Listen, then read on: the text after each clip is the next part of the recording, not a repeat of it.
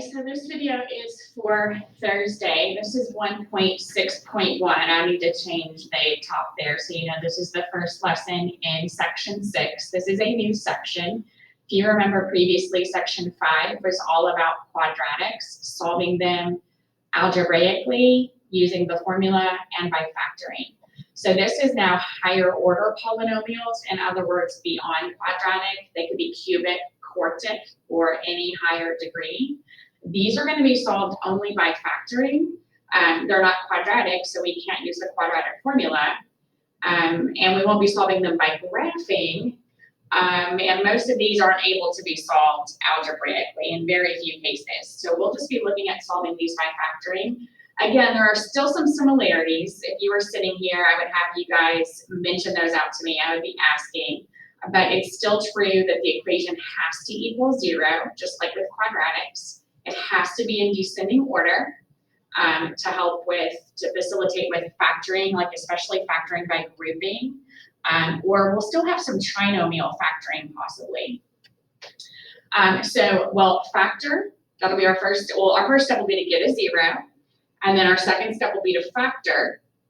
And then there could be various factoring methods. If you can remember, difference of 2 squares, sum and difference of 2 cubes, factoring by grouping, and then of course still GCF factoring, quadratic trinomial factoring, slide and divide bottoms up, those types of things. I do want to mention again to not divide through by variables. I think I did this on another video, unless I'm getting confused with algebra 3. So like this, the one that you're looking at here, the 3x to the 4th, we can't divide through by x squared and then now just have a quadratic equation. We lose solutions. If we were graphing these later, you would lose asymptotes, you would lose features of the graph, you would lose specifically in that case some vertical asymptotes, possibly. So don't divide through by variables, just numbers. So starting this first one, we need to get a 0, so I'm going to subtract the 27x squared from both sides.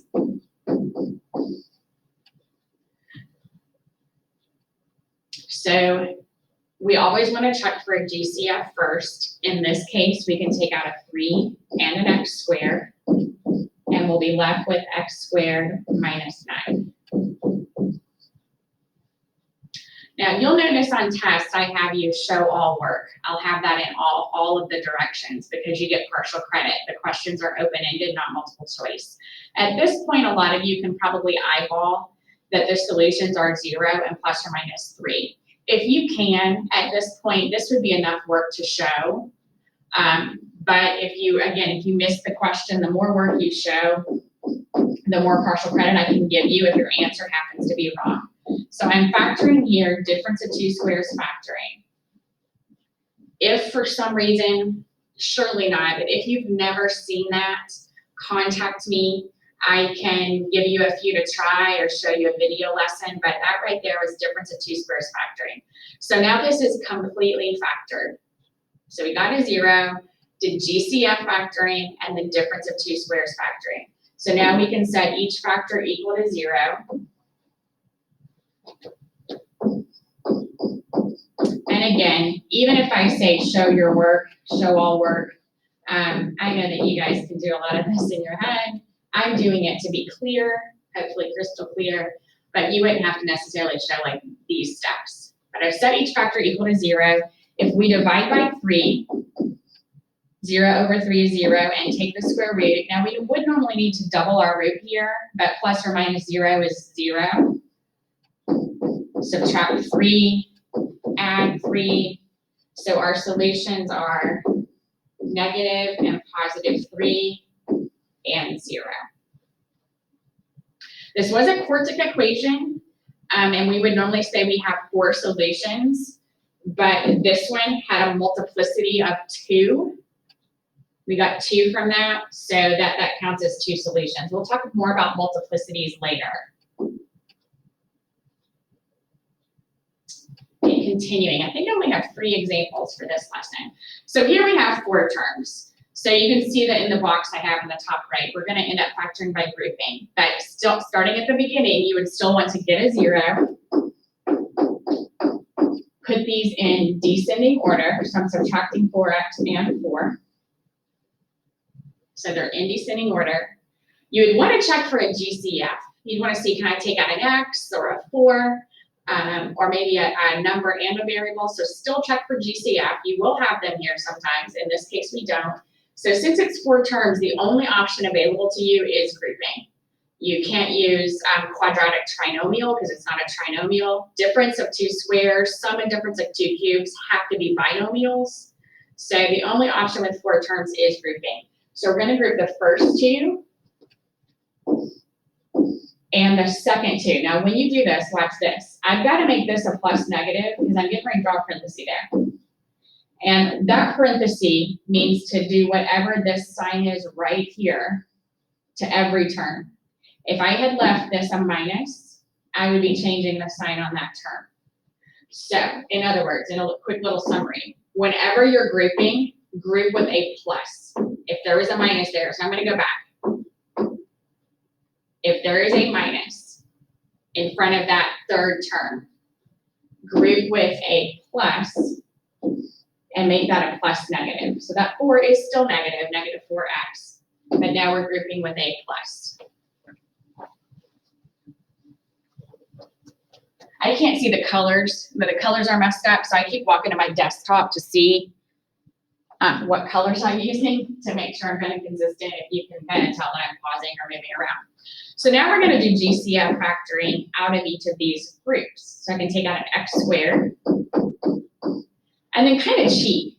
You have to have an x plus 1 here in order for this to work. So these have to be the same. If they aren't, then it's not factorable this way. And we will encounter that later. But so you can kind of cheat. These need to match. So what do we need to factor out of this in order to get the x plus 1? Well, you can probably tell we need to take out a negative 4. So now I'd like for you to picture these as one term minus a second term. What 2 factors do they have in common? They both have an x plus 1. Again, this is one term, then there's our sign, and there's our second term.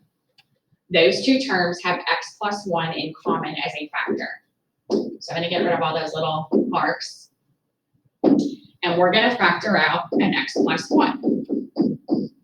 If we factor out an x plus 1, left inside is x squared minus 4. Looking at this, you may already be able to eyeball that the solutions are negative 1 and plus and minus 2. If I say show all work, you could stop at this point and list the solutions. You've gotten a 0, you've shown me one way of factoring, but this does factor, again, we have in that second term a difference in 2 squares.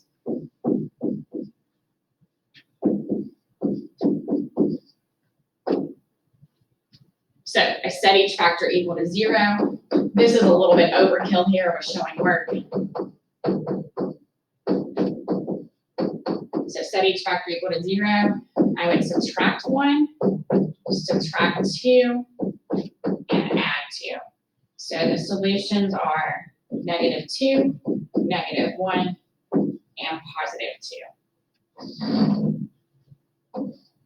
So notice we had a cubic equation and we had 3 solutions. Next one, I think this might be the last one. We already have a 0, it's in descending order. So we want to see if we can do GCF factoring, and we can take out a 3 and an x. We're left inside with x cubed minus 8.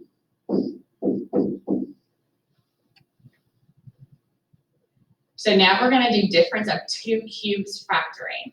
So I'm going to go through it slowly because I still am used to doing that because you guys can't normally play me back if we're here, but you can with this video.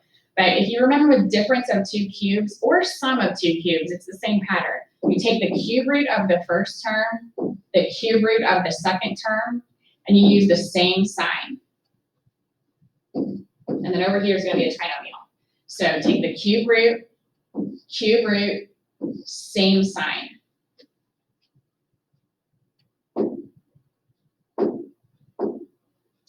Whatever is here gets squared and goes to where I just drew an arrow.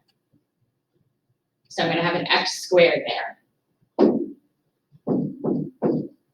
So again, whatever was right here, I squared it to put it right there. Whatever this sign is, the opposite sign goes here. So I'm gonna put a plus. Again, whatever this sign is, the opposite sign goes here. So it's gonna be a plus.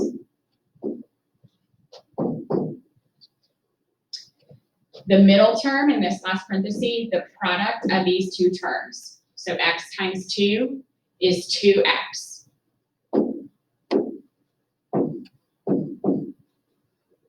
This sign is always a plus, and then whatever is here gets squared to go here. So 4. I'm gonna do a different one off to the side. Let's say we had x squared plus 27. Well, maybe I should say cubed. So here, you can ignore this if you want to, but I'm gonna do the sum of 2 cubes. So cube root, same sign, cube root. What's here gets squared. Opposite sign from that sign. Now I'm gonna take the product of x and 3. Always a plus, and then whatever is in the back, right there, that 3 gets squared. So there's another example in blue, I'm gonna erase it, of a sum of 2 cubes and a pattern. If you've never seen that, or you're really weak with it, contact me, I can find you another video, or we can practice some together. We can Zoom and do a couple of these together. Okay, this is now actually completely factored. Fun fact, this guy will never factor.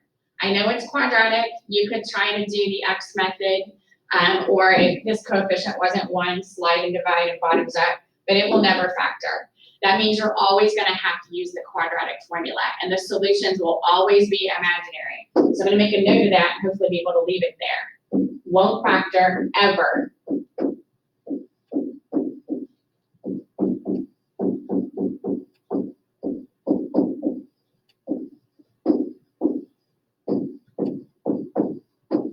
So, solutions. Well, the factors we do have, 3x equals 0, so x is 0. X minus 2 equals 0, so x equals 2. And then we'll have to use the quadratic formula, so like last week, to get solutions from this third factor. So I hope I can squeeze it in here fairly neatly. Opposite of b, b squared minus 4a is 1, so I won't write that down. C is also 4, all over 2 times 1. And we should expect a negative under that radical, because I told you they're always gonna be imaginary. So what do we have, 4 minus 16?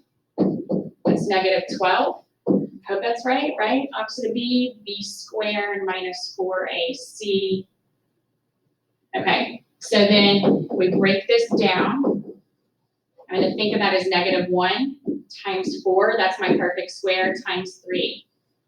This is all old stuff, so hopefully if you're watching this, you did the practice from last week. This would be old for you at this point, or not new learning for today at least. So the square root of negative 1 is I, the square root of 4 is 2, 3 is not a perfect square, so it will stay underneath, all over 2. We do want that a plus bi form, but conveniently, those 2's cancel out.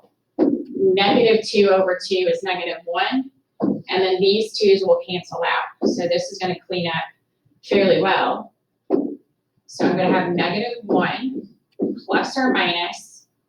I'm gonna put that radical in front, radical 3i, so that it's in that a plus bi form. I'm kind of double checking to make sure I copied stuff correctly, but these would be the 2 imaginary solutions. So we did get 4 solutions. This was a quartic equation. So there are 4 solutions, 0 and 2. We got 2 real solutions and 2 imaginary solutions. So 4 solutions. This will be more of a question later. I'll have you classify different things, but 4 solutions, 2 were real, 2 are imaginary. And if you're wondering why we have 2 that are imaginary, why I'm saying that, this plus or minus right here, or even better, down here. So -1 plus radical 3i and -1 minus radical 3i. I think that's it for solving by factoring. It is. So here's the ones I suggest you try. I'll be posting a photo because this is a new section. And I'll pause here for a second if you want to take a screenshot of the solutions. But remember, as always, second period is ending.